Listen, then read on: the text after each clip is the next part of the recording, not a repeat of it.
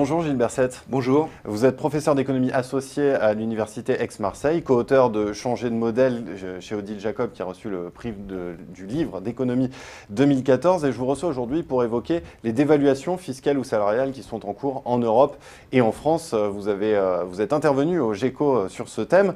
Alors il y a 2 ans vous appeliez avec des économistes Elie Cohen et Philippe Aghion dans Changer de modèle justement à mettre en place une dévaluation fiscale, à savoir transférer le financement de la protection sociale des entreprises vers une fiscalité des revenus à l'assiette plus large, avec notamment une hausse de TVA. Alors aujourd'hui, le CICE a été mis en place avec le pacte de responsabilité. Quel premier bilan d'étape est-ce que vous en tirez ? Oui, alors d'abord, une dévaluation fiscale est un outil pertinent pour une économie qui souffre de problèmes de compétitivité. La France souffre de problèmes de compétitivité, comme d'autres pays d'ailleurs d'Europe du Sud.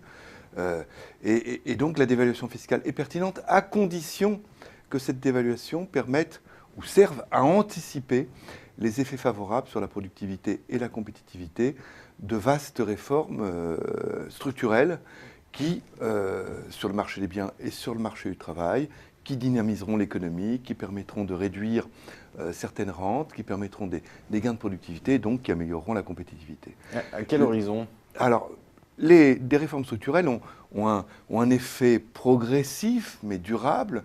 Par contre, une dévaluation fiscale, comme une dévaluation monétaire ou nominale, a des effets transitoires. Exactement comme une dévaluation monétaire, comme quand la France baissait la valeur de sa monnaie quand elle était au franc, avant l'euro. Donc, une dévaluation fiscale ne fait pas sens pour le long terme. C'est un outil qui sert à anticiper, en quelque sorte, les effets compétitivité favorables qu'on peut attendre de réformes structurelles ambitieuses. Donc il ne faut pas nécessairement pérenniser le CICE ? Il faut pérenniser le CICE. Ce qui est particulier dans une dévaluation fiscale, c'est qu'on bouge de façon pérenne certains curseurs fiscaux pour des effets qui, eux, sont transitoires, comme ceux d'une dévaluation monétaire.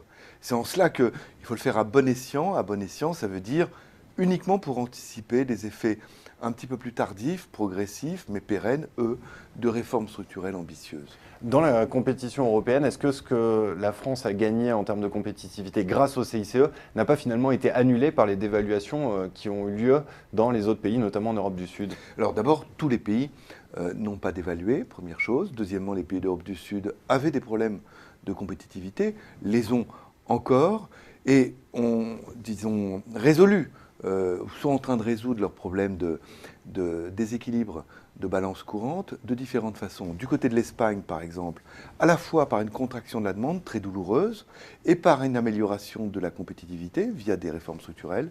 Du côté de l'Italie, uniquement par une contraction de la demande intérieure, ce qui est évidemment très très douloureux pour la population. La dimension d'évaluation fiscale a été beaucoup plus faible en Italie. En France, on n'a pas eu une très forte contraction de la demande, un petit peu par la fiscalité, mais on a déployé donc ces dévaluations fiscales que sont le CICE, mis en place effectivement sur l'année 2013 et dont le versement a commencé à se faire pour les entreprises l'année 2014, et puis le pacte de responsabilité qui va rentrer en action à partir de 2015. Est-ce que toutes ces dévaluations qui ont été entreprises dans les différents pays européens, l'Espagne, l'Italie, ce que vous avez cité, est-ce qu'on peut y voir les racines de la déflation en Europe ? Alors, une dévaluation fiscale, surtout quand elle est financée par de la TVA, ce qui était partiellement le cas pour la France, n'aboutit pas à un ralentissement, à une baisse des prix. Bien au contraire, compte tenu des écarts d'assiette, une dévaluation fiscale financée par la TVA tient les prix au contraire, aboutit à un petit surcroît d'inflation bienvenu dans la période actuelle. Une dévaluation fiscale, dans son principe, ça consiste à faire certes une baisse de coûts qui bénéficie aux consommateurs étrangers de produits français, mais aussi à une augmentation des prix des produits importés de fait. Le CICE, il correspondait à une exonération de charges sur les bas salaires. Est-ce qu'il fallait cibler sur les bas salaires ? Est-ce que finalement on n'a pas mélangé politique de l'emploi et politique de compétitivité ? Alors le CICE présente effectivement différents inconvénients. Premier inconvénient, ce ciblage qui brouillait en quelque sorte le message. C'est un optimum de second rang, mais un optimum quand même favorable, que de mener une politique d'emploi par une baisse des charges ciblée sur les bas salaires.